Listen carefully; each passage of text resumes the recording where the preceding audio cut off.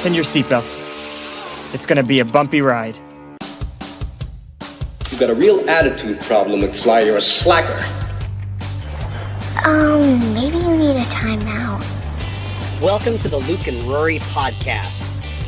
Here are two guys, knuckleheads if you may, who jump in front of a camera and do a Facebook Live show. You know, it's exciting. They've decided to take that Facebook Live show and put it into a podcast. Oh, good for you. Why? Because can you really get enough of Luke and Rory? That's a good one. Meet Luke Weaver, who's known for his dead sexy hair.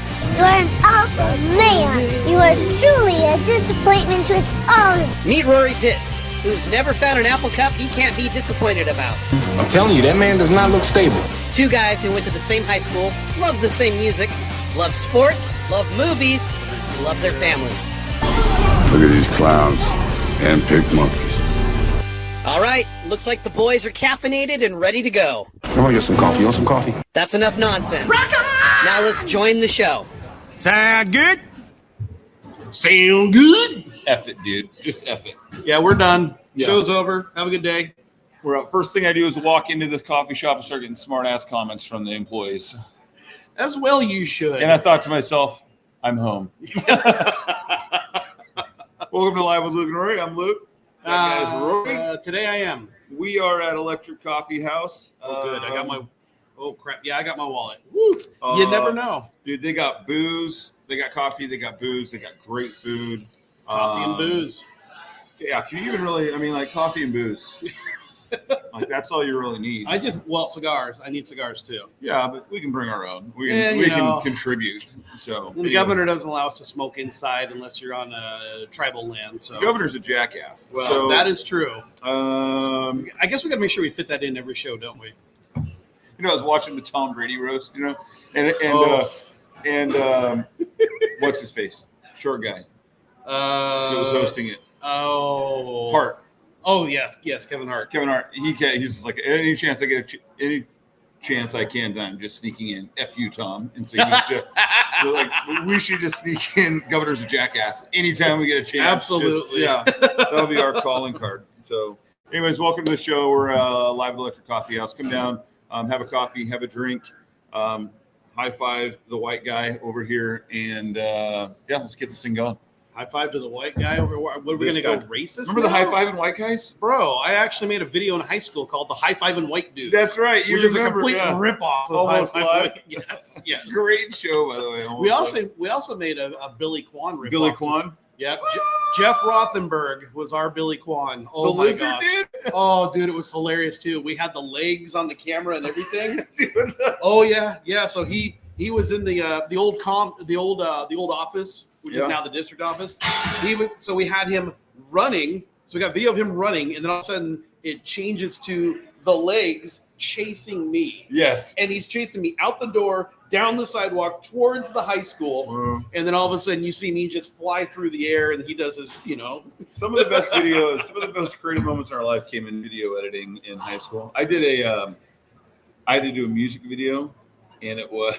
Oh boy! It was supposed to be like a mock-up of other clips. Okay. You know? And I don't even remember what the whole thing was, but then it would play on the screens around the school. Oh, okay. So it gets approved, and then at the last minute, I add in the very end. I got in so much trouble. So across the whole campus, it adds in. It closes out, like the dark, like the Looney Tunes goes dark. Well, it's dark on Ace Ventura when he's flipping the guy off in the car, and it goes dark on the finger, whatever. I was. Oh my gosh! Why am I not surprised? Another great Weaver moment. Oh my goodness! Your daughter's the complete opposite of you. Speaking of my daughter in great Weaver moments. Quick question though, do you remember who was the video? Do you remember who the video teacher was? And Dr. Jones, dude. And do you remember who helped? Did you have a guy that helped with the class, like a community member? No, we just said Dr. Jones. There was a guy that helped us in our class back when I was in it, 93, 94, right around that time. And sweetest guy, always willing to give his time. Not me. And, in typical Pitts fashion, you were a jackass. I found my moments to be a jackass. Yeah. And I wasn't a complete tool like you in high school.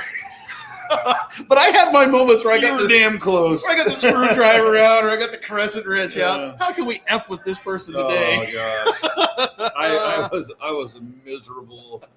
I know that. So it is what it is. Good morning, Paul and Go Cougs, Yeah. as always. Buddy, did you see what Paul did? Well, first off, we'll talk about Billy Joel Played concert catch, in a little dude. bit. He played catch with that guy. Eric Johnson. That is so cool. He didn't play catch with Eric Johnson. Oh, he played With the guy that. Yeah, That's really cool. Good for you, Twyla. Yeah. Out there. Yeah, real quick. Weaver accomplishments. Last night was honor and award cord ceremony at the high school. Seems like every other night I'm going to an award or honor ceremony that involves my daughter, which I was like, Rachel's giving me a hard time last night. I don't remember there was much stuff going on like close to graduation for us. And she's like, this is because you weren't invited. And I was like, that's fair. So she got honor cords for GPA. She got honor cords for pathway honors with their emphasis in humanities. And she got an honor cord for excellence in the arts for being an incredible trumpeter in the band. So she got 3 separate honor cords last night to go with her 2 medals that she's already got that she's wearing for outstanding senior and all that kind of stuff. So, and then now she has another senior awards. Good morning, Martin Ellis, my man. Good to see you, brother. So yeah, she's just raking them in, dude. I'm so proud of her. That's really cool that she's getting these awards. Now I'm going to ask you a question, and this is not a knock on Maddie at all whatsoever. That's like when my wife goes, let me preface this by saying I'm not trying to upset you. I'm asking you, as a dude to a dude, are these participation trophy awards, or are these legit, holy crap, these are legit, awesome? like you had to maintain a certain GPA and this like emphasis. You had to be, you had to excel in the arts for so many semesters, maintaining a minimum. These are, no. I mean, you don't get honor cord for being woke and using pronouns. I mean, you might, but that's not what she's getting it for. I mean, I wasn't invited to that night. So. Well, the cool if there thing is that night, Maddie's keeping it from me. Well, I was going to say the cool thing is your daughters make it well known with everybody around them that they will not be going to that night to get that cord. No, I've gotten a couple phone calls about my daughter's lack of participating. I love those stories. And calling people whatever they want to be called. Like, dude, she's got bigger cojones than you at that age. She's set. Maddie's. If I've done nothing right with Maddie, the one thing I have done, or my kids in general, is they don't do anything against their will, and they're not there to play games, and they're not gonna piddle around it and make you feel good about yourself, because it's just not happening. So they came here to drink milk and kick ass, and they're out of milk. We're all out of milk. So it's super proud. It's very cool. Very cool stuff. Hope she can walk down the aisle with all of that swag, dude. The swag, dude. I'm like, I was in the most plain graduating gown you could have ever had, just the blue, like nothing on it. You know, she's going down like swinging things. And Maddie Weaver, clank, clank, clank, clank, clank. So it was fun last night because Alexis, her best friend Alexis, was there as well as part of it, and so. Them getting to do things together and be a part of things together, and by the way, Alexis, super proud of you, sweetheart. She wants to be a zoologist, and someday she'll see this maybe. And so she applied to different zoology schools. She got into one of the top zoology schools in the country, SUNY New York, and she got into one of the top zoology schools in the world in the UK, including a scholarship offer for the UK. She ultimately decided she's going to New York, just to stay in the Continental and look for some study abroad. Would you say she's in a New York state of mind? She is in a New York state of mind. That's a great segue. So, Alexis, we're super proud of you, sweetheart. And is she going there for school? I mean, not for school, for basketball too? So, what's funny is she wasn't like on the, trying to get recruited, trained like Maddie and that kind of stuff, but come to find out, they are a Division III basketball program, and so she's kicking around the idea of reaching out to the coach and seeing about walking on. So, all right. But yes, Sam Buffington, go Zags. But super proud of you, E. We love you like you're another kid to us, and we're so excited for your future. And I can't wait to come visit whatever zoo you're at and be like, I know her, the chick talking about the slugs. Wait a second. A zoologist? That's not like the runner. Okay, help me out here. What the hell is a zoologist? Like she's gonna work with animals in a zoo. I thought it was something completely different. Yeah. I didn't think she'd be running a zoo. I didn't think she'd be like Matt Damon or anything. Oh no. She'll be like, like the handlers that are like, when you watch like Disney Wild Kingdom or whatever, the ones that like work with the tortoises or whatever. Like that's what she wants to do. Okay. You know how English is. They can say, that's a zoologist, but it could really mean like the study of paper cups. So she wants to be like Jeff Corwin, dude. Right on. Matt Hilditch, Alexis is another fantastic pitch. She is. Oh, sorry, we're just going to keep going since Hilditch is on here too. You want to talk about someone who got some awards last night? Shiloh left with like everything you can think of, like everything that they. I say poor girl because it just sounds god awful, but she's like one of like 10 or 15 seniors that did the AP capstone, which is like a full-time job on top of going to high school and stuff. And so she left with a ton of swag. Super proud of Shiloh, and I know Matt. And their whole family. Julian is so listen here, Buffington. Listen here. Keep up. I know Buffington. So, anyways, listen. You know what the English language is like, dude. Like that's the most obvious. It would be someone who works in the zoo with animals. That would be the most obvious. But you know the English language. Yeah, it would also be the most obvious to just use F for the sound, but we throw a PH in there from time to time. That's true. That's true. All right, New York State of Mind. My man went to see the Piano Man. Sing us a song, you're the Piano Man. Yes. On Friday night. Yep, I found out that Paul was there as well. Paul Twyble? Yeah, I guess he went there at the last minute, got some cheap tickets. I did see that, yeah. He grabbed a couple friends and went to it. Let me tell you, it was bucket list. Bucket list item for this guy right here. Well, and you took the Rye guy. Rye guy couldn't go at the last moment. So who'd you go with? Myself. Are you serious? Yes. Why don't you call somebody, dude? I've reached out to so many different people, and they were just like, I would have been en route. I don't like Billy Joel. Then I don't like you. I would have been en route. So all right. Yeah. So basically, the seat next to me was my jacket and my hat. Yeah, that's cool. Yeah, and it actually worked out really good because I was in the very last row. I didn't realize I was in the very last row, but I was in the very last row. So I could turn around. Where was this at? T-Mobile. Okay. So you're up there in the breeze. So fresh air. I had no breeze, but I had the window behind me, so I could see the Puget Sound and everything. Oh, beautiful. Yeah. And it was fantastic. And the nice thing is a couple came up, and they were 2 seats over from me. And so there was my seat, and then there's a whole bunch of seats open right here. And then as the concert started, people started showing up, and I'm like, mother father. So this one couple shows up, and the guy sits on the other side of his wife, and she says, oh, your seat's right here. And he goes, I'll move over there if other people come. I'm like, I like this dude. Yeah. I like this dude a lot. Well, other people came. So this dude came over. So now I'm kind of like this. I got nobody here, but I'm kind of like this. About a quarter of the way into the concert, maybe a third of the way in the concert, he leaves. They both leave. So Pitts Boy is back there like this. Just listening to the Piano Man going to town. Yeah. And bucket list, dude. That's all I can say. Bucket list. Paul, you're right. It was a great show.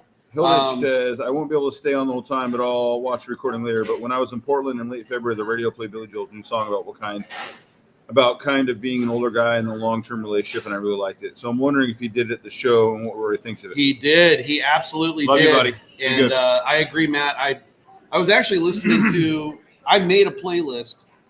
I did this back with the Foo Fighters back in 2018, and I thought, how cool is it to have a playlist of what you listen to? Bro, look at all those songs. He did 22 songs. Wow. And he did a couple other things. He threw in some Hey Joe from Jimi Hendrix, Purple Haze, Start Me Up by the Rolling Stones, Whole Lot of Love. I love when they do their songs in it. What's the kid's name? Kid. He's like an old dude. Who's Bonham? Bonham? Who's the drummer? Who's Bonham? Drummer for Led Zeppelin. Bonham. His son. Jason. They were the opening act. Yeah, that's awesome. They did Zeppelin cover songs. Let me see what we got there. My Life, Anthony Song, Hey Joe, Purple Haze, Vienna, Zanzibar, Start Me Up. Oh, dude, yeah.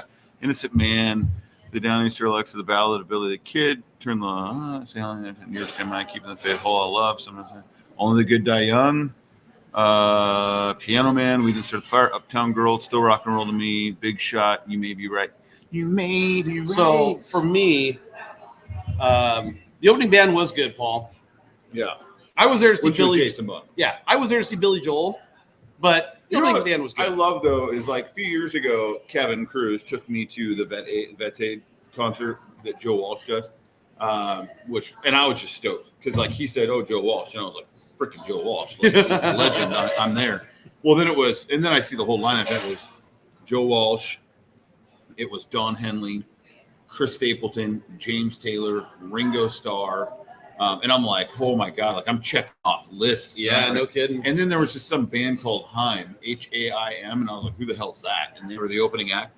And then they come out and it's three sisters, and they absolutely brought the house down. Like, and now they're one of my favorite bands to listen to. Like, so it's kind of cool when you never heard of them before. Oh, they're so good, dude. Well, I'll tell you this: when Billy Joel came out, and he started with My Life, and I'm like, okay, this is cool. Yeah. This is cool. This is happening. Billy Joel is way down there. I wasn't going to buy the $55 concert shirt, but halfway through I did, and the poster. I did not get any swag, which is very rare for me. I'll normally grab a hat or a T-shirt, but I just didn't. I didn't do it this time. But yeah, dude, when he moved into Anthony's song, oh yeah, at that moment in my life, in my head, in my brain, all of a sudden it was, we're doing this. We're freaking doing this with the Piano Man. It was like, as soon as, that beginning of Anthony's song. Dun, dun, dun, dun, dun, dun, dun, dun, dun. Yep. So he was. The shirt came off. Oh, yeah. And to let Hilditch know, he did play his new song, which I absolutely love. I mean, if you've lived life, you can relate to that song. And it kind of makes me think sometimes about, if I get personal for a second, it makes me think about my relationship with Christy. And, we had a rough patch back in the 2010s, and I'm not going to go into detail on it. This morning. No. But I listen to that song, and it makes me, when I hear that song, it makes me think I am a jackass, and I need to pull my head out of my ass before I lose things that are really precious to me. So that's what I take from that song. That's what I tell them all the time. Pull your head out before you lose something really precious. It's funny because that's what Rachel says to him every morning before he leaves for the day. Legit. Hey, I know you just woke up, but can you pull your head out? Yeah, you stop sucking so hard. Oh, Don says, I saw him 8 years ago in Seattle. I cried the whole time. I was a hot mess. See, and Don, I would have gone 8 years ago if I had the brain cells to realize that Billy Joel was in Seattle. Well, you want to hear what happened to me, unfortunately? And I'll hold this over Maddie's head for forever. My dad bought myself and him tickets to go see the Billy Joel, Elton John twin piano show. Wow. So I'm waiting for months and months and months and months, like a year, to go see the show.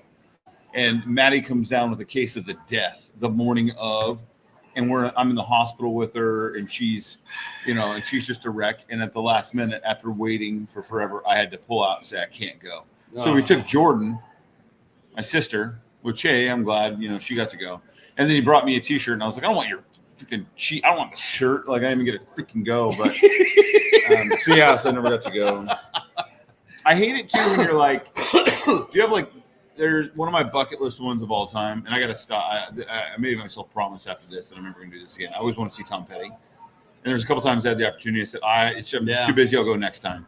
And then, I don't know if you guys heard, but Tom Petty died, and now I'll never see him live. Yeah, our friend Chuck Thomas and Maddie Atkins, they went and I remember that they went to go see Tom Petty because I remember seeing pictures on Facebook back when Tom Petty came to Seattle, and I thought, wow, how cool is that? You saw Tom Petty, and then he passed away a couple months later. One of the greats. And I'll tell you this, Billy Joel is no spry chicken. Yeah. Bro is 75. He's had both hips replaced. I looked off the piano bench. He did, and here's this is where I appreciate the humanity of Billy Joel. Yeah, is he got up and stood up for a couple songs, and before he started with Innocent Man, I love Innocent Man. Yeah, good song. He said, I'm letting you all know right now, getting that high note ain't as easy as it used to be. He says, I'm going to try, but if I don't hit it, please be kind. Yeah. And bro nailed it. Bro nailed it. He missed it the third time just a little bit, but the cool thing is he just kind of backed away from the microphone so you didn't hear it. Yeah. But it was one of those things where you talk about your Tom Petty thing. I wish I would have seen Billy Joel in his prime. Yeah. It was awesome to see him on Friday, and I'm not going to ever take that experience away from myself. 100%. But it's a 75-year-old man. Now, cool, he can still rock. He can still get up there. He can play the guitar. Yeah. He's freaking just going to town on the keys there. But clearly, I mean, he's a 75-year-old dude. He's not moving as fast. His voice was there. He was funny. He was witty. Yeah. But again, bro's 75 years old. That's like Rach and I, and part of what we want to talk about, we're going to talk about some of our favorite shows. Of course, I know. I say that knowing that the Rolling Stones had just come to town. Yeah. That's a freaking Crypt Keepers right there. What's sad to me about that is I really want to see the Stones on one hand. Yeah. But I don't know that I want to see the Stones because, like, I want to go in the time machine and see the Stones in 65 kind of a deal. You know what I mean? Like, my old man got to see them in 1980 in the Kingdom. Yeah, and I think my dad probably saw them then. My dad saw them several times in like the 70s or whatever. Like, and I don't know if I want to see geriatric Stones. No. I don't know that that's the experience I want. See, for me with Billy Joel, it was he's coming to town. I don't know if he's ever going to come to town again. I got to go to this concert. I need to at least tell myself I've been to a Billy Joel concert. I would love to go to Madison Square Garden. Yeah. But I know he's finishing up his residency this year, and he's got a final concert coming. I'm looking at some of his tour dates. He's got Sting in San Antonio with him. He's got Stevie Nicks. He's got Stevie Nicks, I think, in Chicago. And I'm looking at all these other ones, and I'm like, well, I mean, Jason Bonham, it's cool, but Stevie Nicks or Sting would have been really cooler. Sting, dude. Paul says, I was very fortunate to see Prince a few years before he died. That would have been a great show to go to. One of the best shows of my life. The others are Tool and Justin Timberlake. Don't laugh, he puts on a great show. I'm sure he does. Yeah. I'm not hating on JT at all. Rach and I. Oh, man, he's going to make you feel bad. The all-time greatest was Elton John. A nearly religious experience. Paul, get bent. All right. Yeah, don't feel too bad for this guy because he's going to share some of his experiences. Yeah, I've been to a lot. You've been to a show concerts, or two. Yeah, that was kind of my thing for a long time. Well, it still is. I just had kids.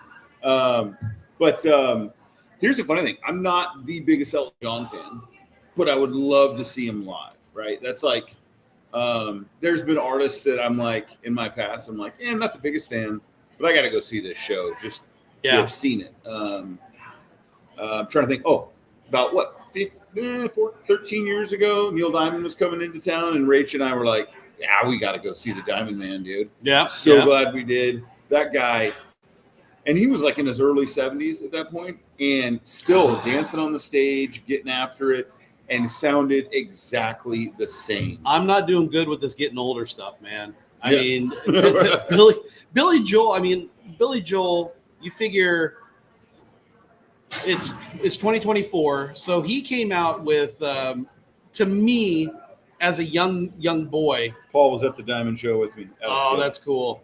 To me, when I heard Billy Joel I heard basically from 80 to 89. That was my formative years of hearing Billy Joel. So to think that this guy, 40 years ago, he was 35 years old.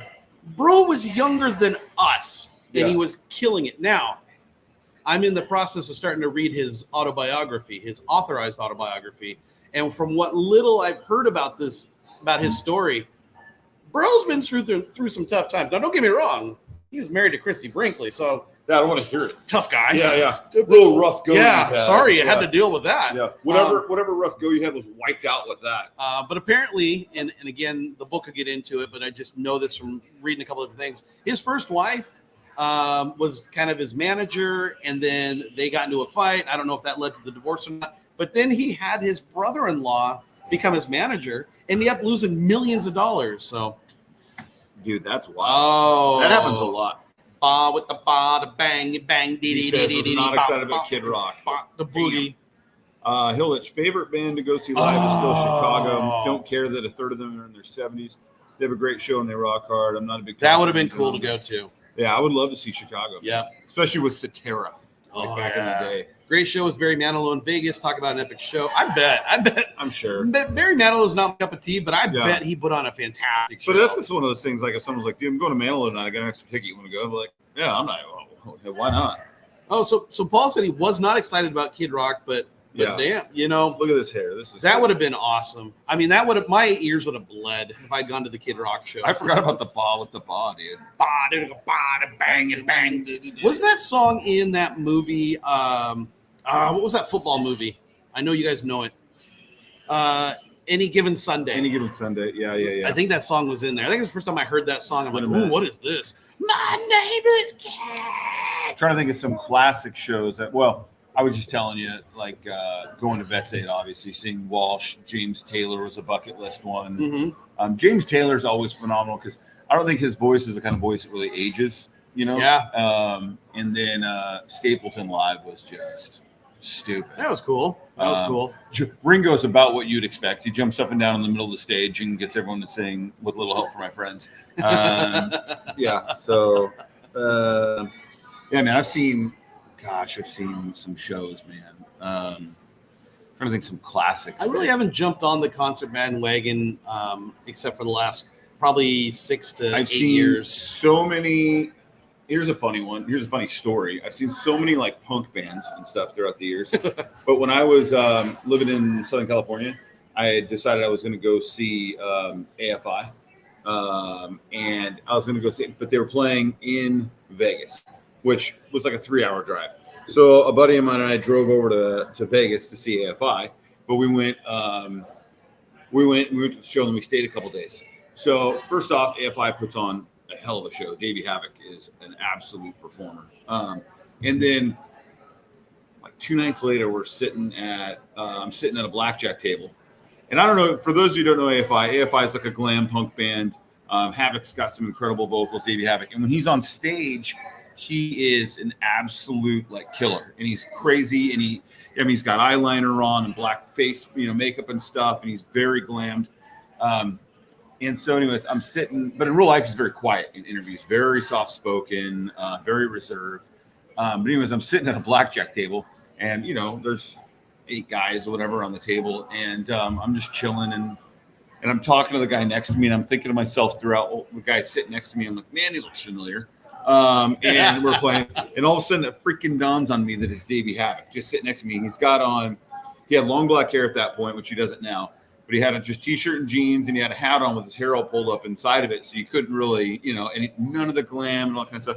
And I finally figured out that I'm sitting next to him, and I go, "Oh, Ray LaMontagne, solid."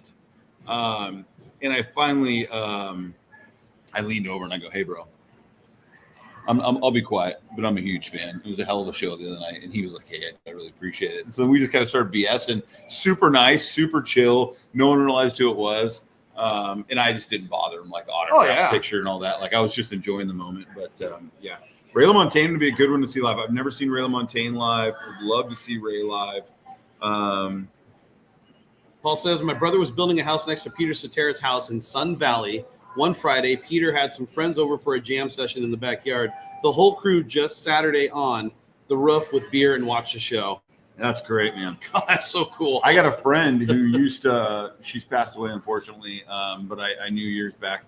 Her house in Seattle was 1 block up from Eddie Vedder's house. And so they would see him all the time. Mm-hmm. And he had a recording studio, and he was very nice. He would go door to door or let people know he was doing some recording. If it would bother them, it would be loud sometimes. She'd be like, no. And she said she could probably tell you about 15, 20 times where they would sit on their deck and Vedder would be down there with friends and open up their studio, and they could just sit there and listen to them practice and do different things. Shit, it was really cool. That is cool. I saw Hart. Rachel and I saw Hart. That's cool. That was a phenomenal show. That's cool. And Wilson still had the pipes going. And I kind of still had it out for Nancy. I was like, yeah, how you doing, Nancy? That was a great live show. Yeah. Well, we saw Foo together. Yep, saw Foo. Going to see Foo again. Yeah, Foo was one of those. I'm glad I went when I saw it in 2018, obviously because what happened with Taylor Hawkins. Yeah. But I'm super excited to go see the Foos again. I'm taking some family members, but who knows? I may have to throw some of them overboard. Oh boy. Oh boy. I don't know. I know how big of a you're much bigger. I mean, I love the Foo Fighters, but Rory's like president of the fan club. I don't know that I want to see them again. Not because I don't love them, but because I love Dave Grohl, but I really loved Taylor Hawkins, and I loved when he would take the mic. I loved when he would, do his stuff. He would always have his parts of the show. And with that not being a part of it anymore, I'm excited to see what happens. And it's not because, I'm excited because Taylor Hawkins is gone. I'm excited because Dave Grohl is still going to put on a show. Here's a guy he's been through hell and back with losing Cobain and losing his mom and losing Taylor Hawkins. And this last album, I've told you before, I've said it a million times, I freaking love this last album because I know where it comes from. And especially with knowing that he lost his mom and me losing my mom over 20 years ago, I can listen to that album and still feel those same emotions that he's singing about at that moment. And he's not directly saying his mom, but sure as hell he's singing about his mom. Oh, yeah. And it's like, I get that, dude. I get that. Yeah. Drew. Okay, I got to stop the show for a second. Drew says, afternoon, gentlemen. Luke, what's with your flow? This right here. Listen, it's been a little bit slow in real estate lately. No, he's talking about this. He hasn't had a chance to go cut the hair. I took the hat off, and so now the hair's all. Yeah. I got to stop the show for a second. So I got Apple TV or whatever it is for 3 months for free. Yeah. I got sucked into the hole that is Dynasty, the New England Patriots. Oh, did you? I should have went to bed a lot earlier than I did last night. I've just finished. I just finished the third episode. So I think the next episode is going to talk about the stealing of the signals. Yeah. The first 3 episodes, fan-freaking-tastic. You could still see the pain in Drew Bledsoe's eyes. Oh, yeah. And did Bill Belichick make the right decision? Did he not make the right decision? Ultimately, the Patriots are a dynasty. Yeah. I don't know that you could say, though, without a shadow of a doubt, that they wouldn't have been if Drew Bledsoe would have been at the helm. Right. That's the thing. They had obviously 2 great quarterbacks. Yep. In there. That's a tough, Did you Drew, watch? Drew, you got to get it. It's worth getting it for 1 month. That's what we're doing right now. Yeah. We'll talk about Memorial a little bit, but I got Paramount Plus for 1 month because I wanted to see Saving Private Ryan. Watch Ted Lasso. Well, you have it. You got to. If I get to it. Just watch like one episode. They're only like 20, 25 minutes. I'm saying, okay. Watch one episode, and then you can flip me off when you see me for not ever going to bed. So, yeah. Okay, what do we – you still haven't watched it yet? Just get it for a month. Oh, yes. Okay. So, Drew Bledsoe, did you watch the roast? No. I watched clips of it. It was pretty – from what I saw from the clips, it was really brutal. So we're watching it, and it's hilarious. And Drew Bledsoe is one of the guys that roasts him. Oh, good. And they're good friends, and I didn't realize that. Like he doesn't hold ill will towards Brady. Absolutely, Drew. That's the sense I got. I mean, and you know me, I'm a proud Coug, except for that little incident back in 2021 where I fired the coach because he didn't take the vaccine. Other than that, I'm a proud Coug. And so when Drew Bledsoe, when he gets drafted, I'm like, go Cougs over there. And I mean, from 93 until I can't remember when they finally traded him. Yeah. The year after they won the Super Bowl. Well, hell, he went to Buffalo. Parcells and Bledsoe took them to the Super Bowl. Yeah. And they talk about that in Dynasty. They talk about how Parcells, the big tuna, was such a distraction because he was going to go to the Jets. Yeah. And they even have Bill Parcells on there. Bill Parcells is in this documentary, and he talks about – you can tell Bill Parcells still doesn't like Robert Kraft. But he was like, he took away my drafting ability and gave it to people who don't know what the hell they're doing, which, again, it's kind of like, but really, Bill? Yeah. Because they ended up being who they became. So it's such a – if there's a college out there that wants to do an entire semester study of the New England Patriots, I would take that class because it's such an interesting – because like you said, if Drew Bledsoe had not gotten hurt, would the defense have stepped up the way they did? Would the offense do what they did? Would they be able Now, even I love this. So they talk about the Snow Bowl. And even Drew Bledsoe says, looked like a fumble to me. Which when you watch the replay, Yeah. it's so a fumble. Mm-hmm. It is such a fumble. But I guess if that's the way the rules are written, Yeah. you got to follow the rules. But yeah, I love the fact that even he admitted. Oh yeah. Drew Bledsoe at the roast he was great. He was really good. He was tipsy. He was gone. He was drinking his wine and talking about it, and then saying something to. I started a wine thing. He goes, when I retired, I started a world-class wine or whatever. He made fun of Tom. But at the end, he goes, yeah, you got 7 rings, and I'll never know that feeling, but you'll never know what it feels like to be the number 1 pick in the NFL draft or what it's like to be married for 28 years. And then he goes, which yesterday was my anniversary. Love you, babe. Tom was like, oh. Yeah. Drew says, well, Pete Carroll almost ruined that whole damn thing.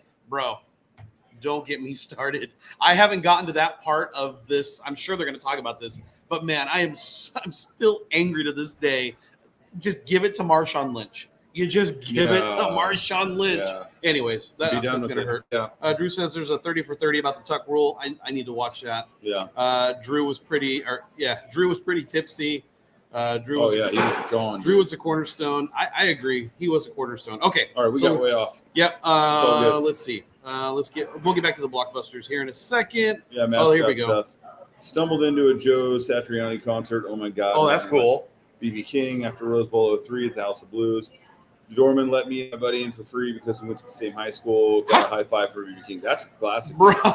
I stumbled into a Jack Black show at House of Blues, and he was hammered singing Spider-Man, dude. Yeah. Let's see what else we got here. Paul says Foo Fighters show was amazing. He said he'd never open in Seattle again, had to move the next show because his voice. He trashed his voice. Oh, yeah. He totally did. He got after it. Yep. That That was a fun Rach show. and I were right on the floor by the stage. And I remember her and I talking about it. Like, this man is not going to be able to talk in the morning. No. He is after it. No, he put out there a show. It was 3 hours. It was a 3-hour show. That's one of the better shows I've been to, just in the longevity, everything that they did. They covered everything. Oh, Drew's talking about, I was talking about when Pete was head coach of the Patriots. Oh, yeah. I don't know, man. I don't know. There's people that say if you just had let Pete cook a little bit longer, something would have happened there, but They went after Bill Belichick pretty hard in that roast too. Yeah, good. Yeah, good. And Kraft. In fact, Brady came to the rescue because the roast master, dude, Jeff Ross, started bringing up the massage parlor stuff. Yeah. Rachel was like, "Let him go." Paul says Apple TV watch Greyhound. I've heard about that one. Trying to decide if I want to figure out how to edit that movie and DOS boot together. Dude, you gotta watch. If you got Apple TV, you got to give Ted Lasso. All right, we'll give it a possible spin. Well, before we get into movies, I do want to talk about Memorial Day wrap up, and we'll start off. What did you and the family do for Memorial Day? Well, what's unfortunate is usually every year we go to one of the national cemeteries.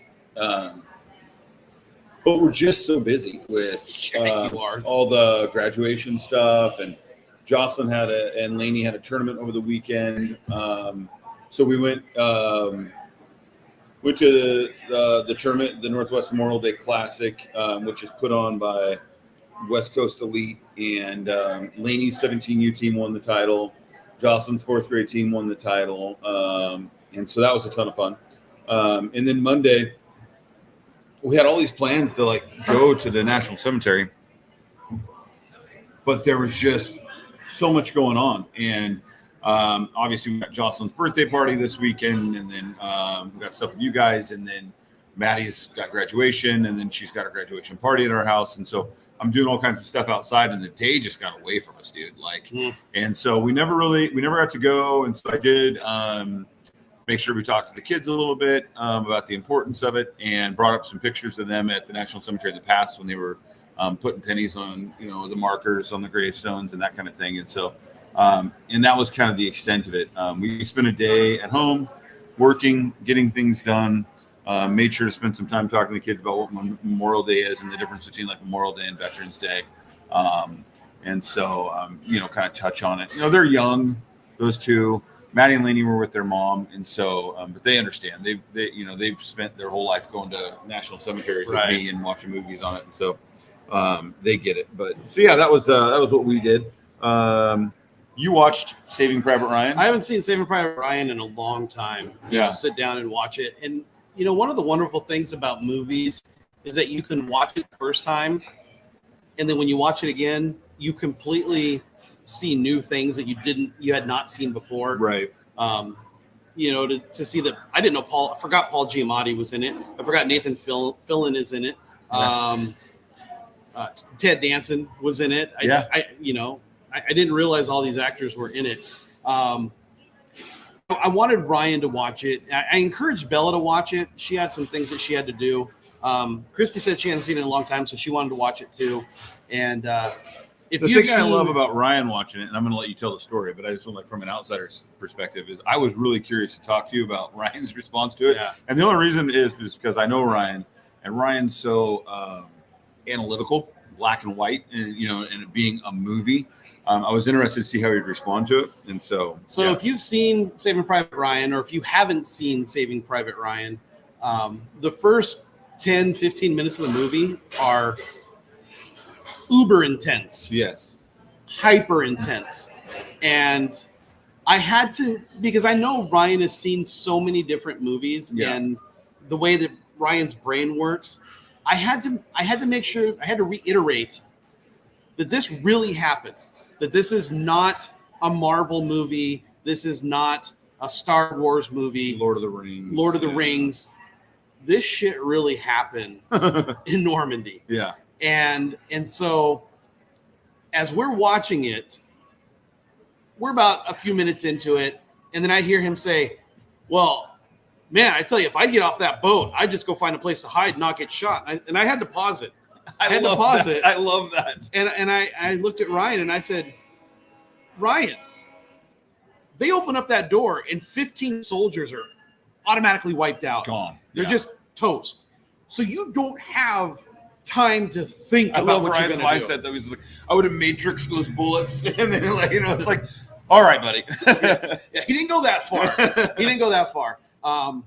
But I had to reiterate to him that this all happens so quickly. You have to be on instinct and adrenaline and whatever angels are protecting you. Yeah. And so it's just chance. So once we chatted about that, we went back to watching it, and there's that one scene where the guy, he's missing his arm and he's looking all over the place for his arm, and then he picks up his arm and then he just keeps on walking, and Ryan's like, dude, get down. And I said, Ryan, he's in shock. Fog of war, man. Right, he's absolutely in shock. He has no idea he's about ready to get a bullet to the chest. And then there was another scene where a soldier gets hit in the helmet with a bullet. And he takes off his helmet, and as soon as he takes off his helmet, Ryan goes, put your helmet back on! And just as Ryan finishes saying on, he's taken out. Yeah. And so... Which would have taken him out anyways, probably, but helmet or not helmet. But and so it was a really good experience to watch that with Ryan.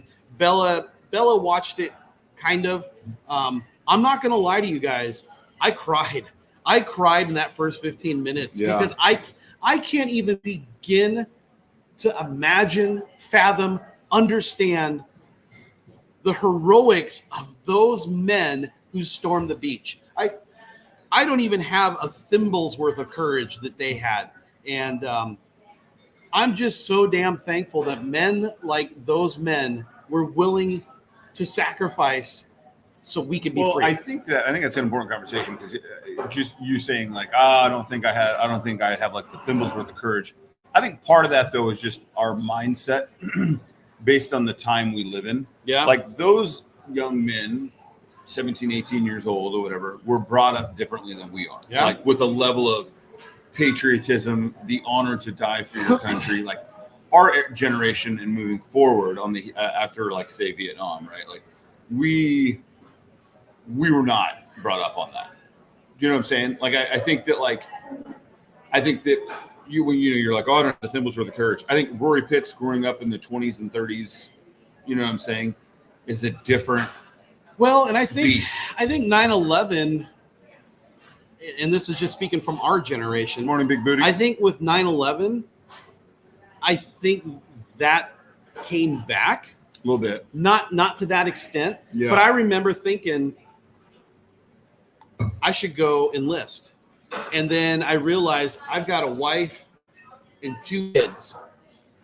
Is that really the best thing?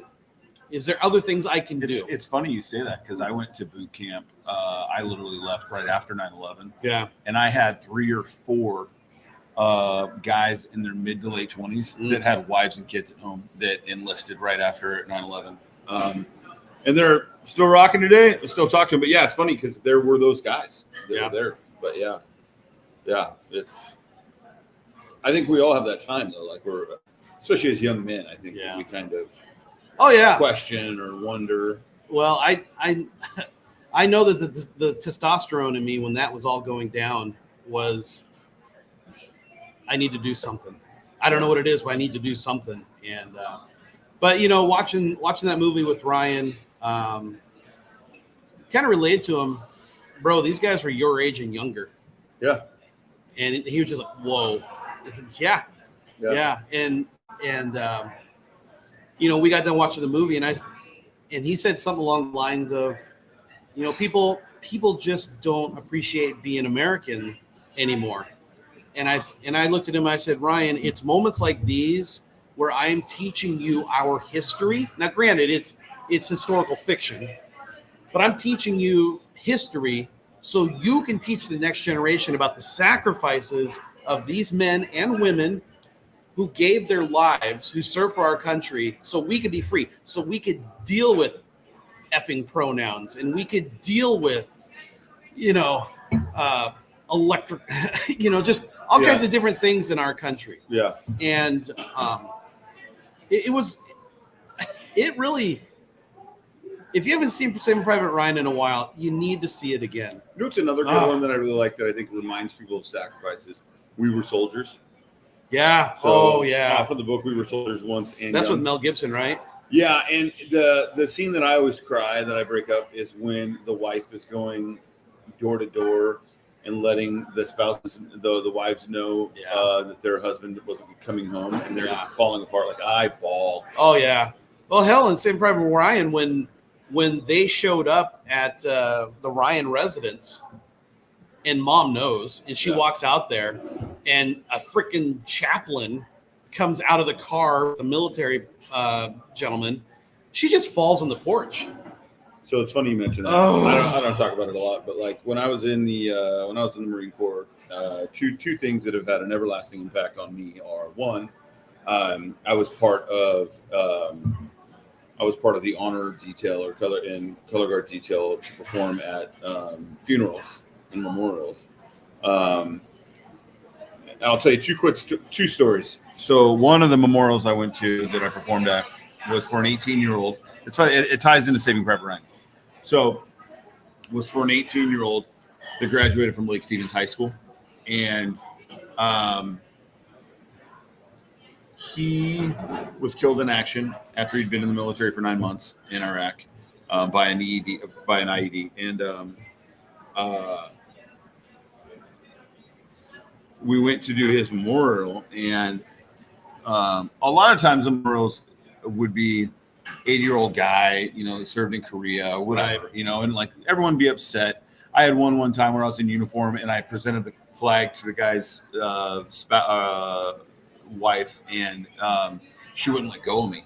And then afterwards she came up and she's just hugging on me, this little lady. And finally, one of her daughters told me that I looked like her dad in uniform, that he was a tall guy and all kind of stuff. And, he was a Marine, and that's why she was latching on to me. But anyways, we went to this one, and this kid, it was 18, maybe it just turned 19, from Lake Stevens High School. And the church that we did it at was packed because he had all these students that he went to high school with that were there, and teachers.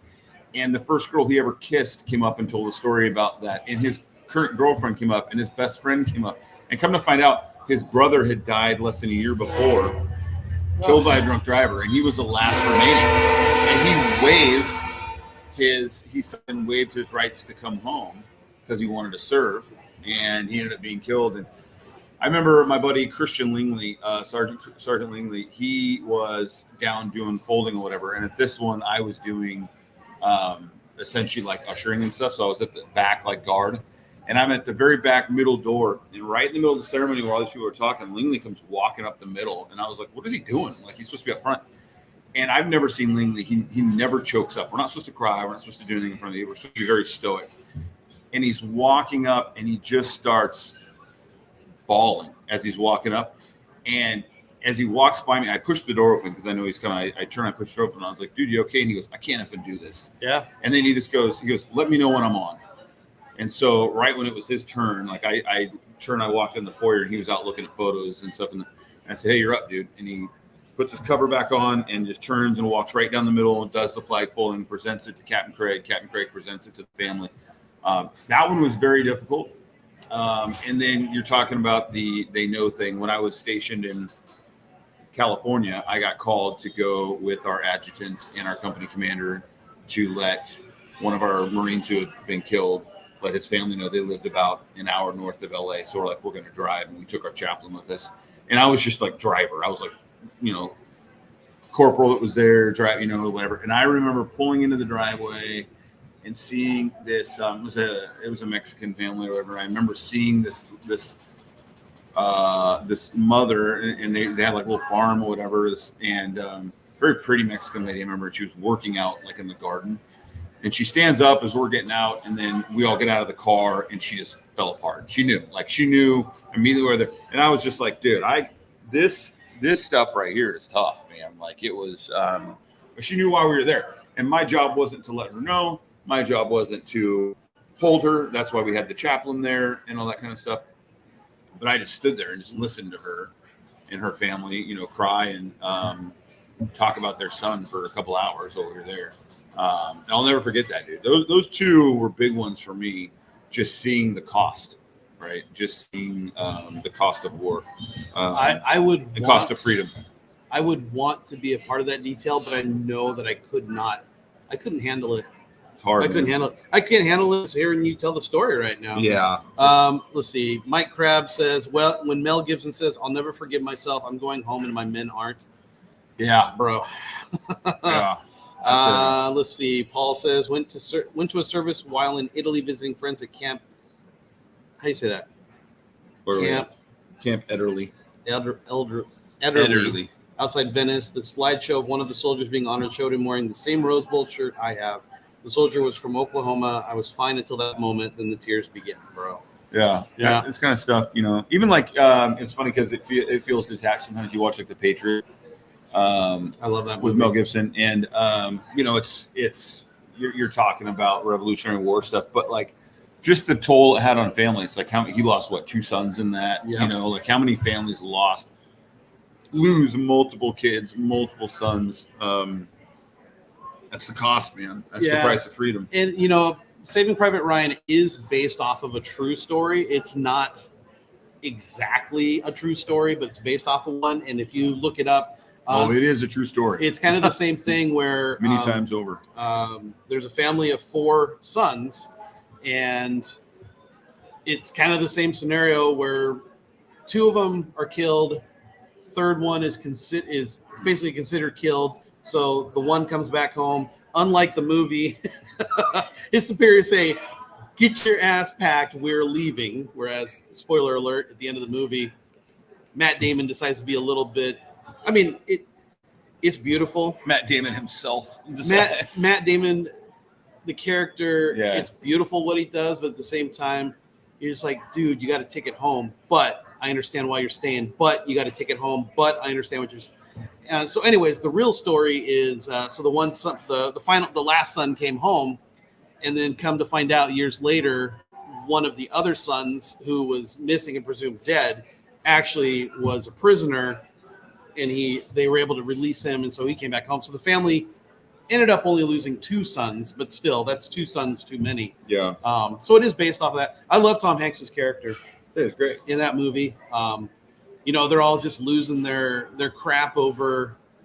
There's a scene, and they're all losing their mind, and dereliction of duty, and guns are pulled on each other because of the stress of war. And then Tom Hanks just completely diffuses the situation. It basically says, I'm a freaking teacher. Yeah. I'm a teacher back in the States. And if this mission gets me one step closer to being home to my wife, then I will do the mission. Yeah. And it was a great moment. Anyways, love that movie. Love the end of it too, while he's asking if he earned it, right? Right. He's asking his family, did I earn it? He's asking, right. Oh my God. Did I earn this? When Tom Hanks, it's funny because I remember the first time I saw that when Tom Hanks tells him earn this, I thought, man, that's heavy dope. Like to put on somebody, that's heavy dope. Yeah. But you get it. Well, there was only one man that survived out of that entire platoon. Yeah. There was only one man survived. It was Tom Sizemore. Well, Raybon? Yeah. Edward Burns. Edward Burns, yeah. Yeah, earn this. He said, earn this. Freaking Vin Diesel was in that movie, man. That's wild. Yeah. So, and I tell the story every year, Memorial Day. Sergeant Pate, man. I lost Sergeant Pate, who we went head. I've told I said it on the show last time we did it, but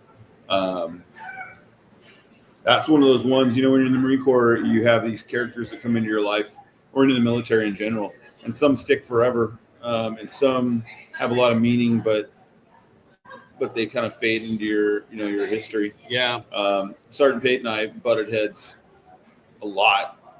Didn't like each other for a long time, but found our way to a mutual respect, understanding we were both just Marines trying to do our job. And,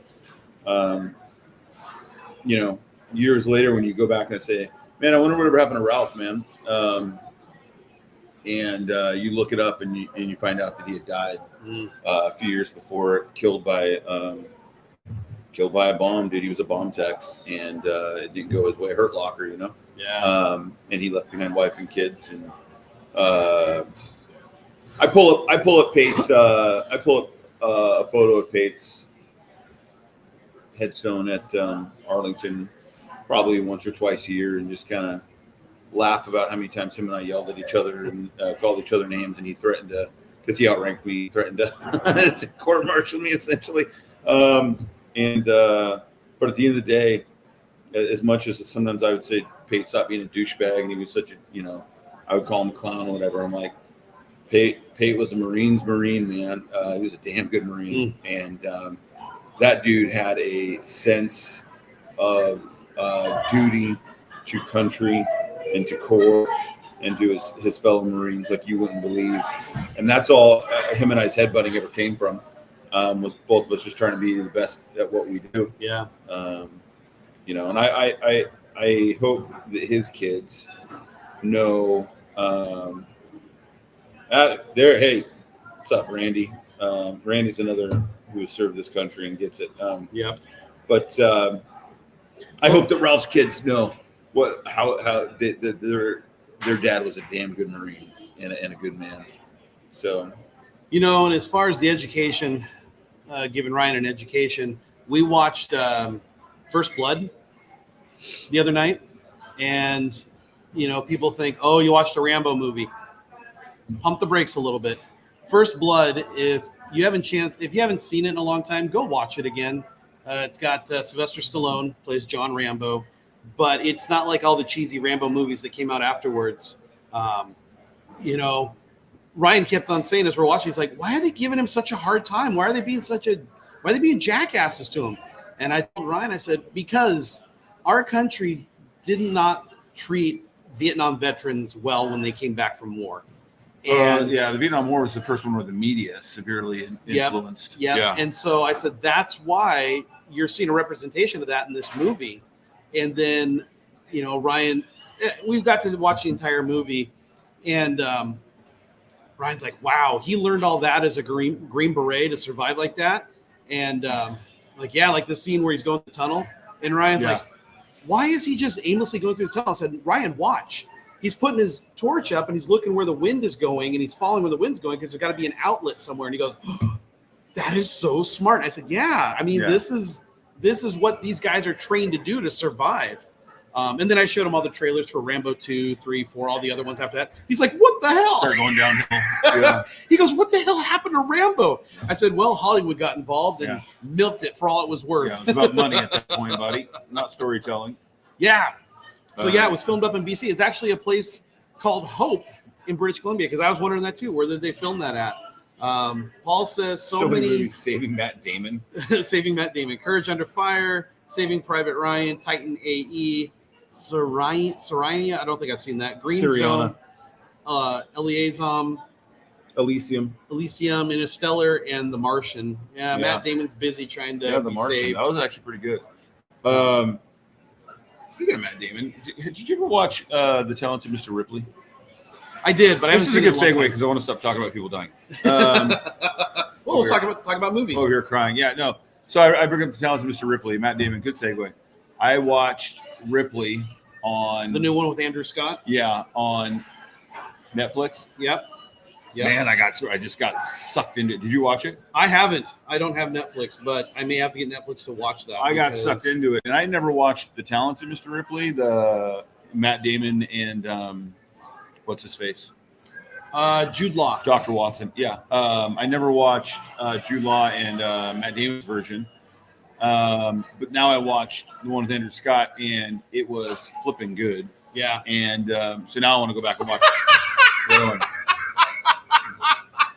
Team America. Jeez, Drew. Bro, I must say that phrase at least once a week. Matt Damon. Oh, boy. We're about to get it now. Let me tell you a little side story. So back in the day when there were these things called movie stores. Oh, Blockbuster. Blockbuster, for example. When we lived in Port Orchard, store. Yeah. We went to Fred Meyer, and Blockbuster was right there. And so Christy and I go into Blockbuster, and we're looking for a movie.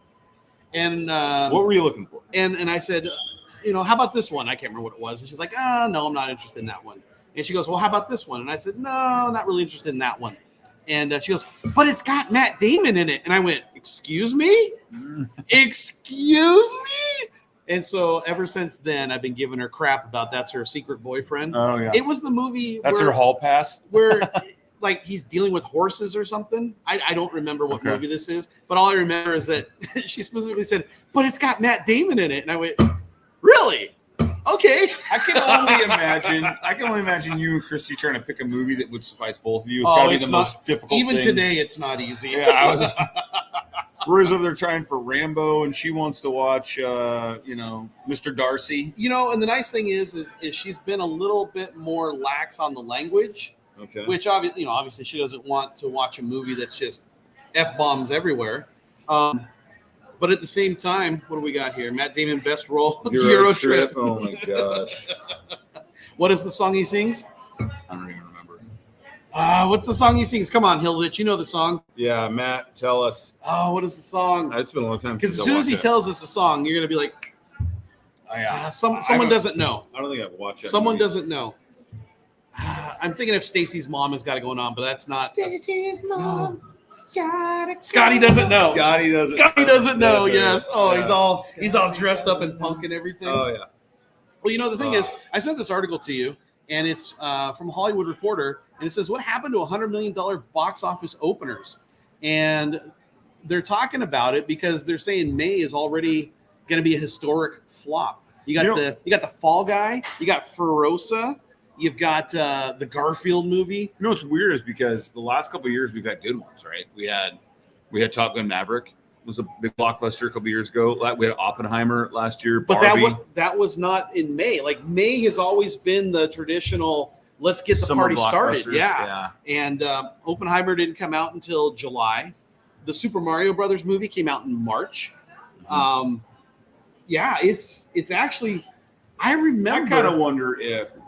Remember though after COVID. Oh gosh, a lot of people were saying that the movie theaters were going to die, and then it was okay. Top Gun Maverick saved movie theaters. Yeah, and then I kind of think that the formula switched up since then.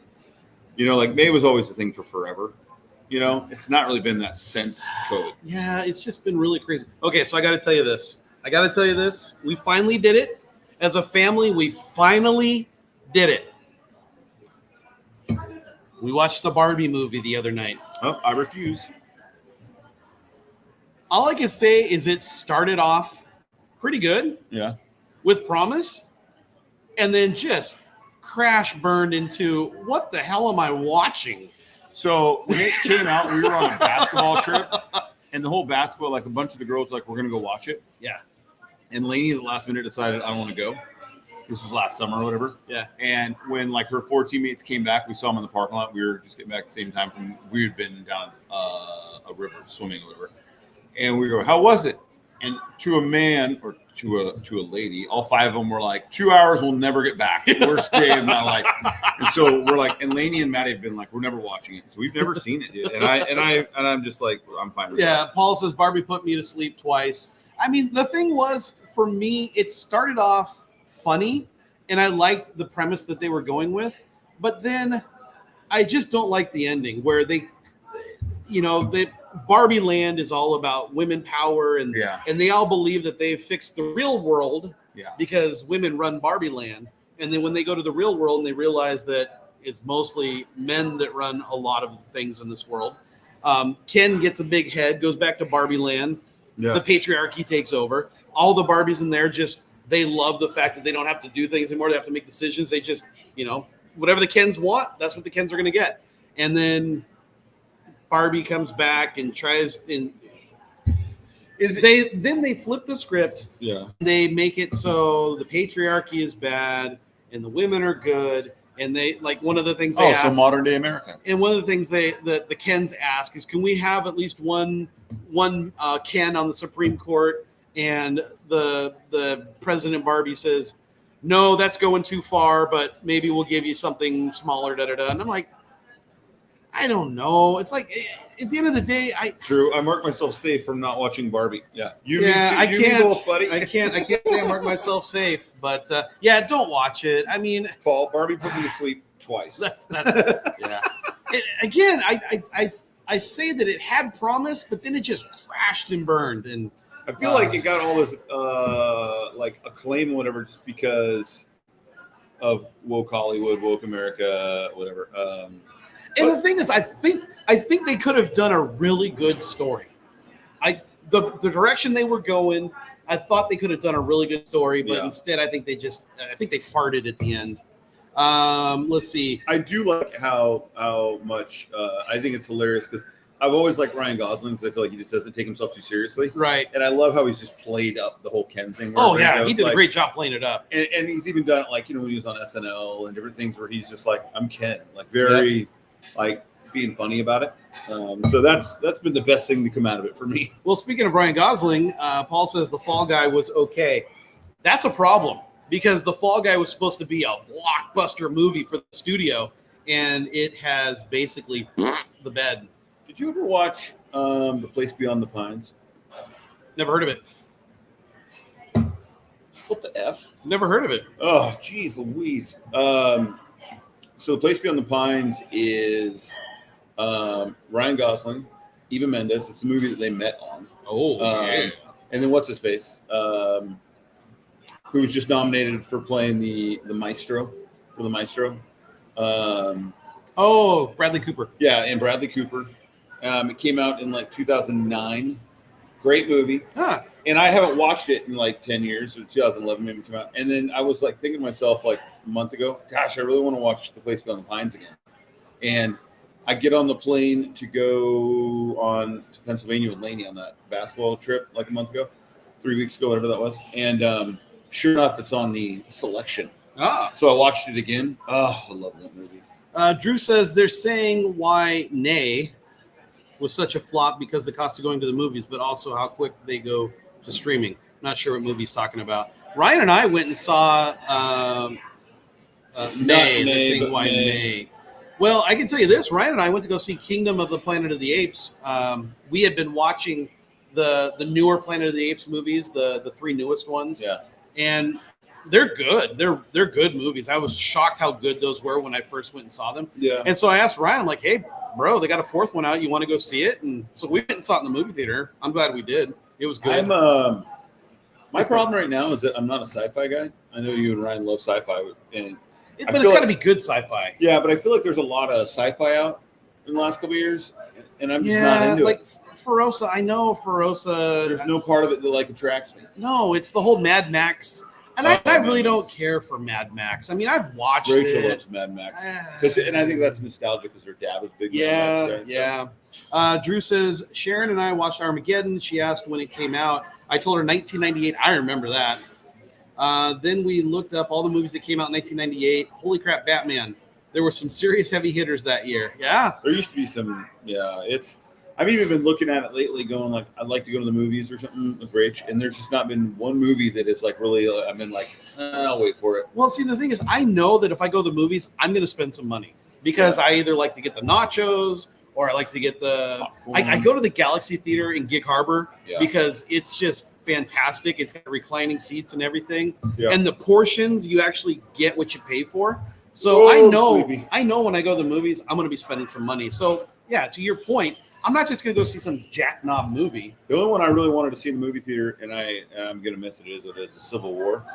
The one about our country going into a civil war, like modern civil war. Yeah. But I just haven't had the time. I've just been too busy. Yeah, I've thought about that one. To me, I guess that one kind of ended up in the, well, if I get a chance, cool, but if not, they say that what's his face? I can't remember his name. I always forget his name, but he's really good.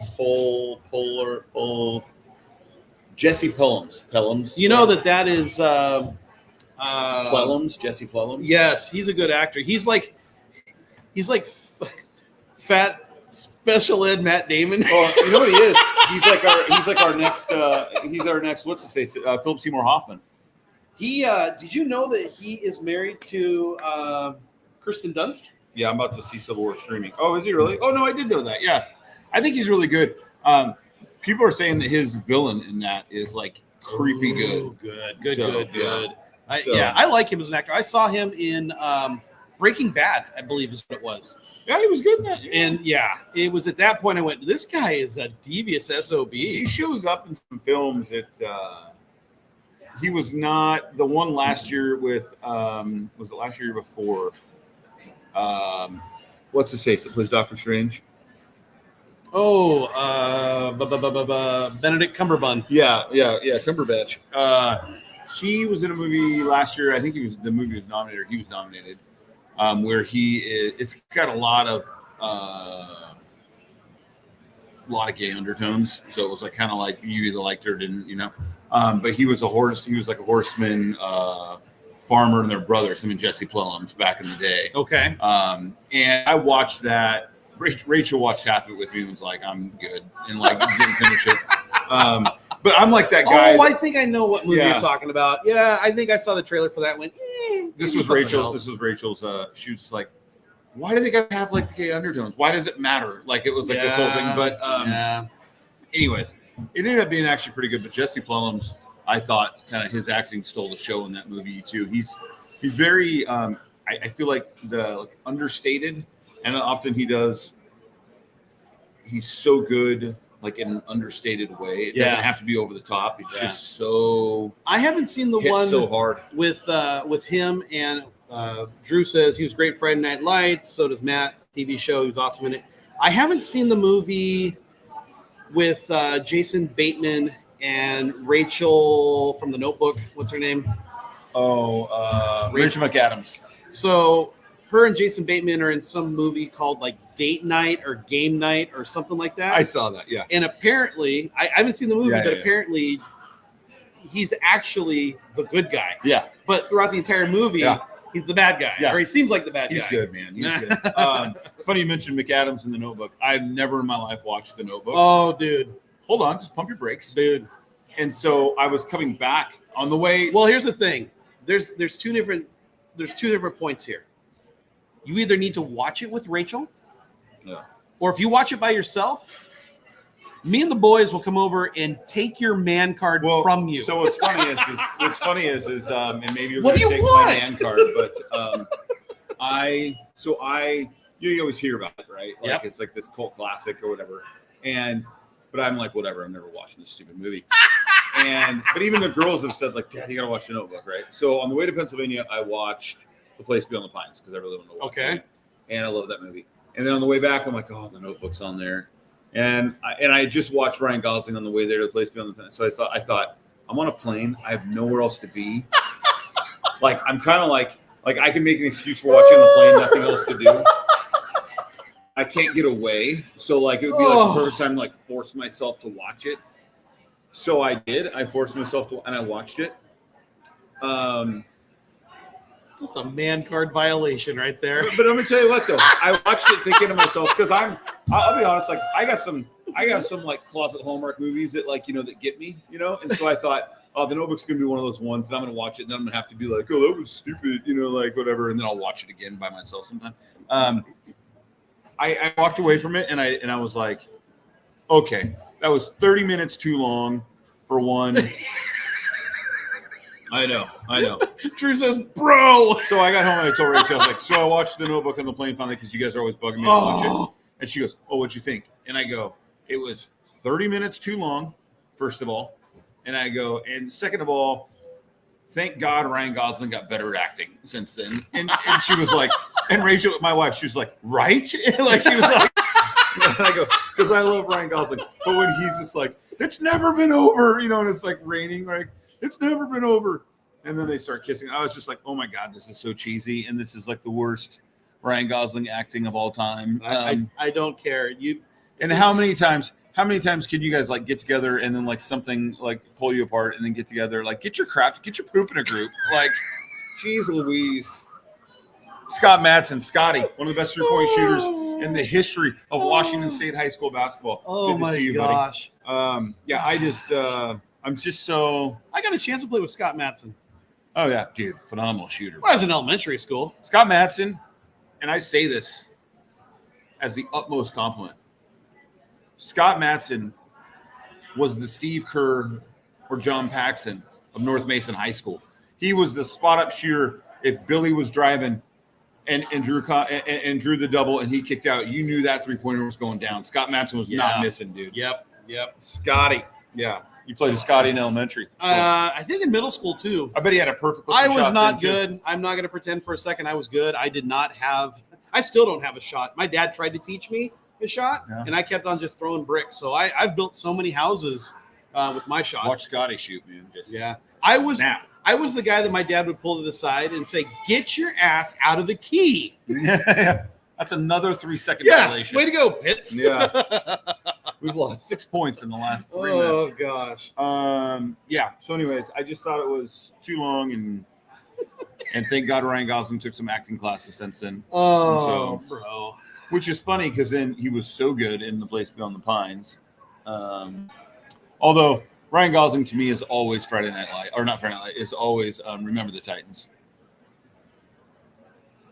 What character is he in there? Remember, he's the cornerback that gets replaced by Petey because he's just not good enough. He can't keep up, and his dad's yelling, "Yost, don't you take out my boy?" Gosh, and he's like, he's roommates with Petey. He's like, I know I don't even have to ask, but what about this one? He's doing like the old Hank country music, and he's dancing, and they're like, oh my gosh. Yeah. By the way, I cry every time I watch Remember the Titans, without fail. I'll have to watch it again. It's been a long time since I've seen it. Yeah.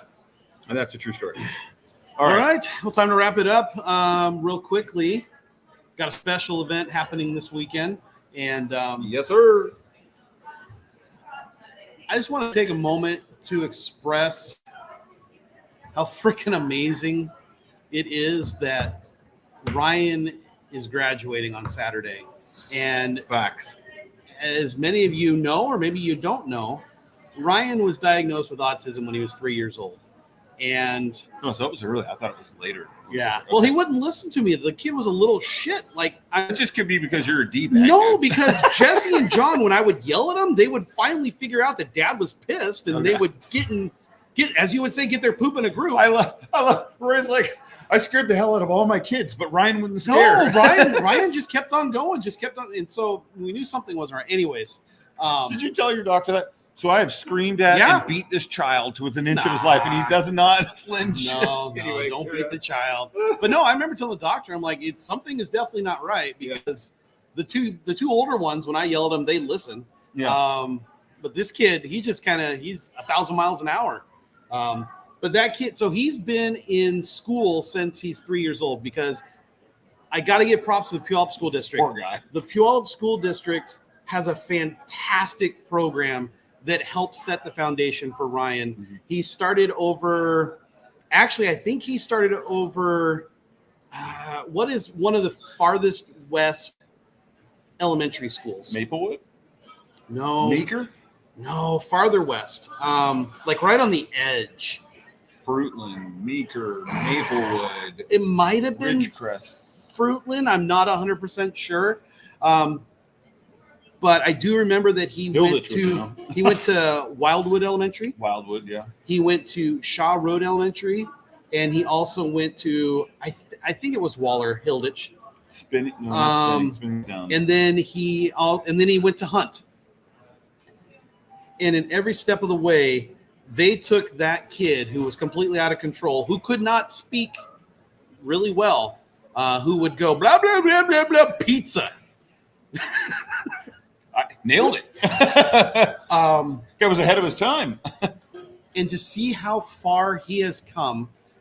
Waller Roads is Hilditch? It might have been. We held him back 1 year.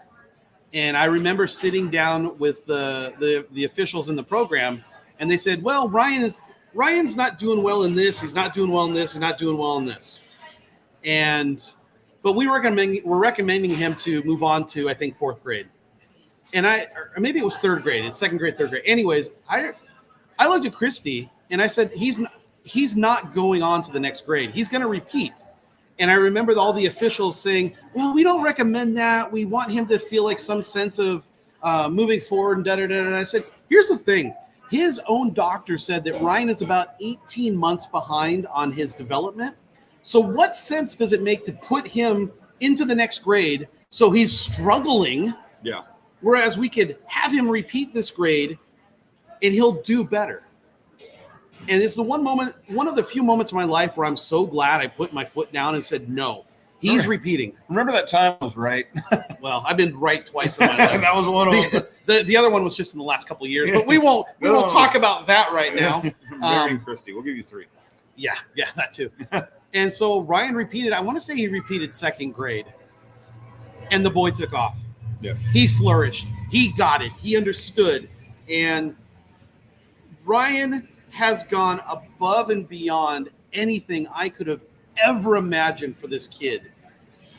He's written a book. He does awesome video editing. He knows Latin. He's got a vocabulary that is just, he can't get it out fast enough. I am so amazed at how far Ryan has come. And take away his autism. I mean, that and alone is a feat in what he's done. But take away his autism, and he is amazing. I feel like though that Ryan is one of those cases. It's like he's weaponized his autism. Oh yeah, you know what I'm saying. And the fact is, the funny thing is he'll make jokes about it too. Yeah. Like if something, like if he forgot something or if he did do something, he's like, it's just my autism. And then you're like, can we laugh at that? It's like when the blind person makes a blind joke and you're like, hold on. So he's got his dad's sense of humor, because a guy made a joke to me about roughly 2 years after my mom had passed away. Yeah. And the guy said something like, I'll be doing your mom Friday night. And I said, in the grave, 6 feet under? That's kind of gross, dude.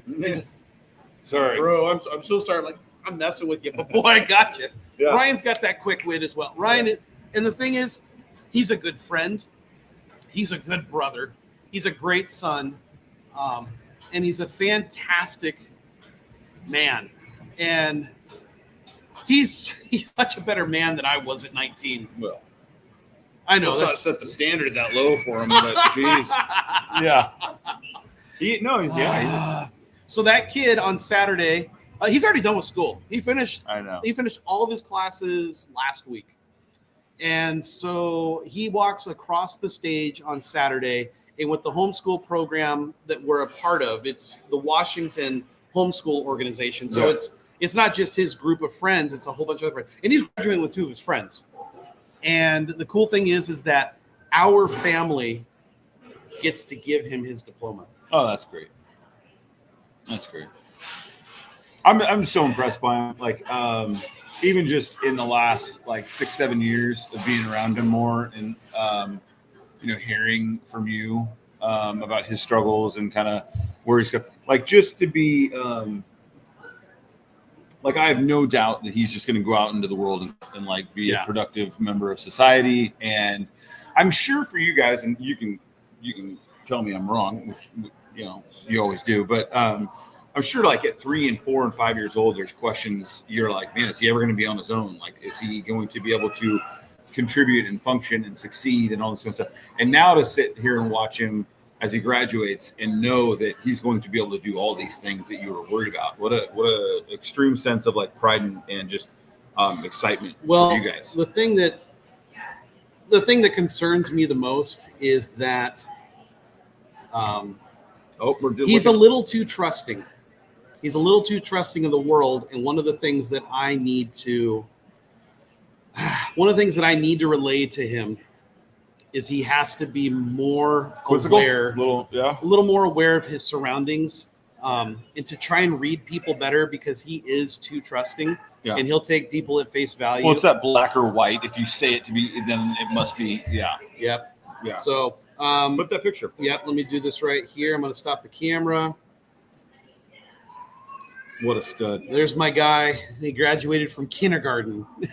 What a handsome fellow, despite your jeans running through him. Yeah, Shaw Road Elementary. Oh, he was at Shaw? Oh, yeah, there's Shaw. Yeah, so he graduated from kindergarten. And show him now, dude. Show him. So damn proud of this kid. Yeah. Here, let me grab one more. Hey, by the way, Drew says, congrats, boys, on your seniors graduating. And to you, my friend, congrats to your senior graduating who just got his diploma and is doing great things. Why are we not allowed to show this one? Well, son of a gun. Well, I'll show this one. I think this one is a good one, too. I don't know why it's not allowing me to show that one. Yeah, these are iPhone. There you go. Look at this guy. He's got a beard. Look at that bearded man. My goodness. Yeah, I don't know why it's not allowing me to show. Drinking a beer? It looks like he's drinking a beer. Let me see if it'll allow me to show to this one. Last one, I promise you guys. Let's see. Right there. You gonna let me do it? There we go. This guy right here. These iPhone photos are big files. Look at this guy right here. It's not a beer. He's proud of his freshly squeezed orange juice right there. Nice. But yeah, my little guy ain't so little anymore. No. He's taller than you, isn't he?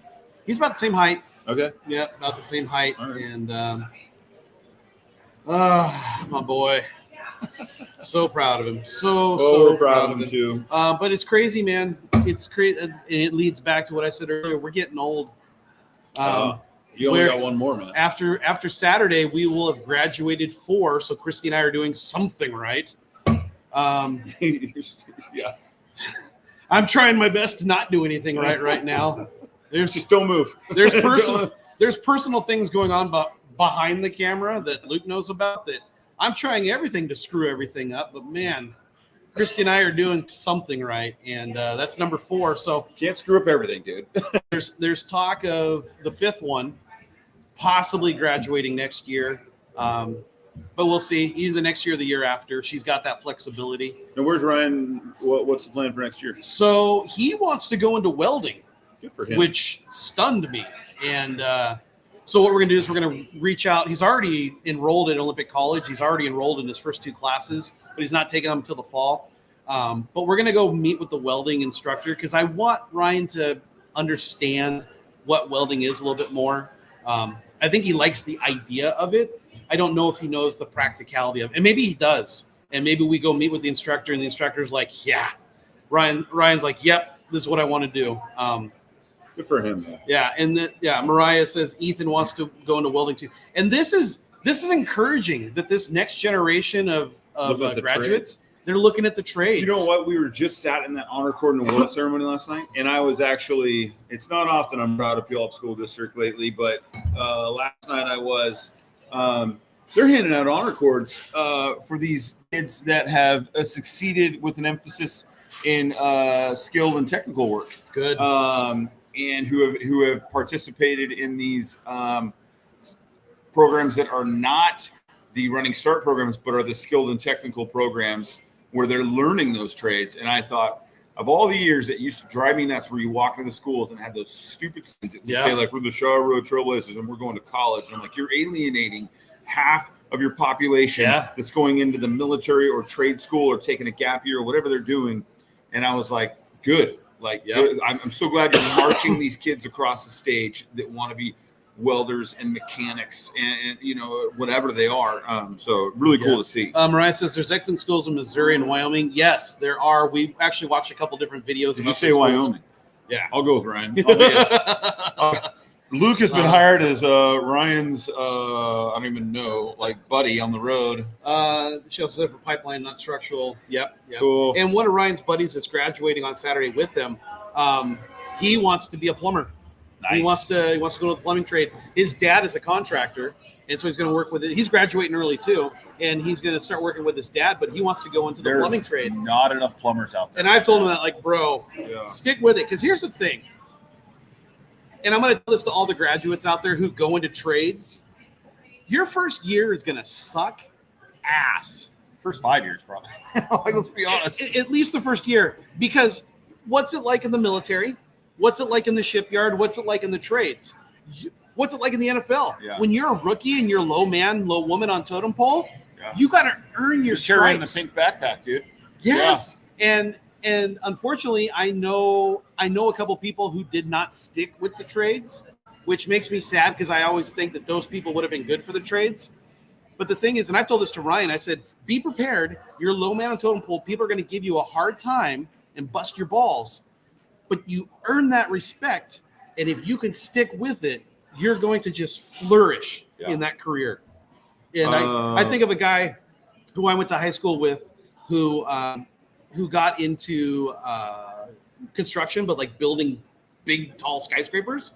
And it was the same thing. He had to earn his stripes, but now he's like project manager and does this, that, and the other. He's got so much respect and everything. And it's just the way it is. I mean, you have to earn that respect. Hell, even watching that Dynasty documentary, they were talking about how Tom Brady, the GOAT, they would put that invisible ink that the FBI uses for money that gets stolen. Yeah. They put that invisible ink into his socks. He would put his socks on, go sweat and work out and everything, and his feet were purple for weeks. Tom Brady. And it's like you gotta earn your stripes in order to. This is part of what's wrong with the world, though, man. In general, it's like we make everything. Oh, it's hazing, and it's not treating people equal or whatever. I'm like, dude, I was in the military, for God's sakes. Like, let me tell you the amount of times I've been hazed, and I'm better for it. Oh, absolutely. I hated it at the time. The rite of passage, the hazing. Like, when I got promoted to non-commissioned officer, it was one of the worst beatings I've ever taken in my life. All right. And I'm better for it. Like, and I asked for it. I was like, yes, like, let's go through this, man. Drew says 9 kids out of 210 kids from Joey's class are going into the military. I got Ethan, buddy. Yeah. That's a whole, you know what? That's a whole topic. That's a whole different show. Because I was just talking to someone about this the other day. It's literally less than, I think, 6% or 7% of high schoolers right now are opting to go in the military, and the Marine Corps is like less than 0.5%. It's really, but that's always been the case. But I got Ethan buddied up with a 20-something to work on the weekends because the buddy will put. Indeed. It's not hazing. It's called love, bro. We need rites of passage in this world, man, to feel like you've accomplished it. Rachel just sent me something this morning that she was showing Maverick from, and you don't have to like the guy. I don't care if you do, because if you don't, you're an idiot. But Dr. Jordan Peterson, who I freaking love, has this whole thing of like young men, fathers, first of all, make your young men, and young men, you should be looking for opportunities to do hard things, to do difficult things. You were not meant for comfort and for just for a lazy life. Like, And that doesn't mean it has to be some obstacle course or whatever, some physical act of, feat or whatever. It could be taking apart a computer and rebuilding it, whatever, like challenge yourself. Right. Do hard things. Right. Like rites of passage. We're one of the only, it's really like advanced civilization. You'd call it advanced civilization, whatever, that doesn't have rites of passage anymore. It's like, go read Iron John by the poet Robert Bly. Especially if you have a son, it's so important. We need these rites of passage, man. Yeah. Go home and beat the hell out of Ryan for me. All right. I'm worried. He's got some of that autism strength. Just start throwing you around. I've tried to kind of wrestle with him just a little bit. All right. And I mean, he just goes to the Incredible Hulk mode really quick. And I'm like, whoop, whoop. I don't want to hurt you, son. I can feel myself getting a little fired up. Let's take a break. I'm afraid you're going to hurt me. I remember my dad just beating I remember one time I had my dad, like, I thought I had him. I was like 17. I'm like, finally. And I had him on the ground in the hallway. And I'm like, you want some, old man? And he just gives me this look. And I'm like, shoot, he knows something I don't know. For the life of me, I cannot tell you what happened over the next 2 seconds. But the next thing I know, I am flat on my back on the ground. My dad's sitting on me, typewritering me in the chest. Like, are you done? And I'm like, mother. Like, hey, I'll tell you what, you gotta, once in a while, you gotta give it to your son and remind him. Yeah, dude. Rites of passage, man. Well, hey, we, as a family, we're very proud of Ryan, and excited to celebrate with him on Saturday.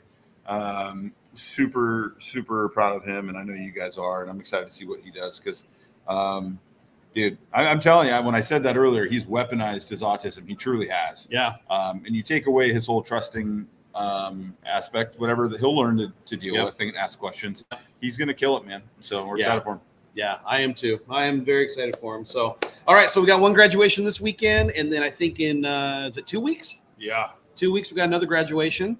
And then once we get these two knuckleheads graduated, we'll have them on the show. Yeah. And we'll just let them take over pretty much. We'll just drink coffee and smoke cigars and let them do everything. Yeah. We can smoke cigars in here, right? Okay, cool. She said no. I got Ethan a registration size punching bag to take his testosterone rage out on. Good. Good stuff. Yeah. Good stuff. All right. Well, hey, last thing I'm going to share peanut butter food drive. We're going to talk about that. Updates aren't good. Thank you, Mariah. Thank you, Mariah. Mariah's been like the shining light in donations. Mariah can't raise the peanut butter herself, guys. No. We'll put out some posts on that next day. Yeah. So it ends tomorrow. So if you got donations, financial donations, we would absolutely welcome them. If you got peanut butter donations, let us know. But it ends tomorrow. The only people that it's hurting is our local food bank. So I'm sad. Ray's disappointed in all of you. I'm sad. I'm really, really sad. But you know what? That's our world right now. Boy, just sad. I know. I'm sorry, I can't help you. I have to feed myself more food. All right, you guys. Thanks a lot. Take care of yourselves. Have a fantastic weekend. And if your kids graduating this weekend, awesome. My graduation was 30 years ago on Monday. Graduate Saturday, kick them out on Sunday. It's time for them to get out and contribute to this world. That's what I told Ryan. I said, after Saturday, I'm going to start charging you rent. 30 years ago? 30 years ago on Monday. Oh, you're old as dude. His head dropped. He's like, I got to get off the show. I know. I am so freaking old. Anyways, take care of yourselves. God bless. And God willing, creek don't rise. We'll see you next week. Bye. Oh, wait. I don't want to end the stream yet.